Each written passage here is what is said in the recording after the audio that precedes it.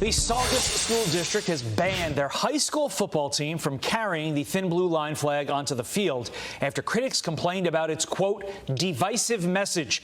The team decided to carry the flag to honor officers who helped save wounded kids during a school shooting back in 2019. Lexi Hawk's son is on the Saugus football team. She joins me now. Just to review for the audience at home, off-duty cops dropping off their children at school rushed in to save children who were wounded and prevented a tragedy from becoming an even bigger tragedy, a massacre, if you will. So, Lexi, how did this happen? How does a school where kids' lives were literally saved by the people on the thin blue line arrived at this decision?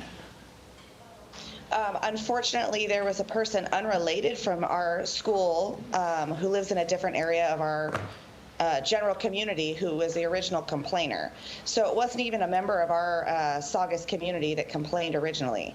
So I'm not exactly sure how the district came up with the decision, or the Saugus administration came up with the decision without talking to parents. There was no discussion with the parents of the students on the football team. It was just a unilateral decision that they weren't going to be allowed to carry the flag. So what you're saying is there was really no debate or discussion among the community. Some outsider has a problem with it, and your school district caved, correct? Absolutely. Does it seem like more and more in America, especially in the year 2022, that the extremely vocal minority, but a very, very tiny minority at that, can sort of control the will of the majority just by, I don't know, making things public on Twitter and social media and the like?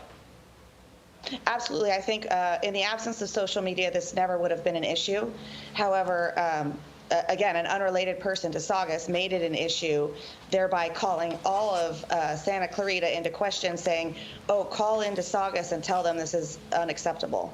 So what is the reaction in the community right now?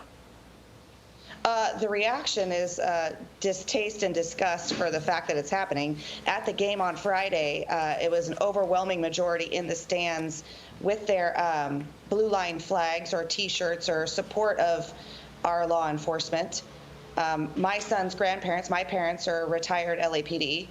Therefore, we are very supportive of our local law enforcement. Did the people who complain make an argument as to why they're complaining? Because it seems in this community specifically, boy, law enforcement really prevented something horrific from happening, and so they should be honored for that. The only complaint that was called into question was that it was divisive.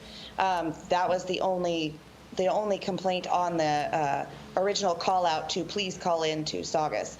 It was divisive, and then somebody came back with it has now become a racist symbol. Well, anything can become a racist symbol on any, if you choose to make it that way, that anything could become that.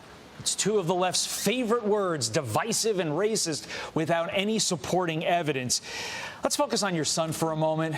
Oftentimes the kids get lost in all these adult discussions. He's on the football team. He was one of the ones decided to run on the field with the flag. Seems like a smart young man who understands reality. What does he think of this controversy?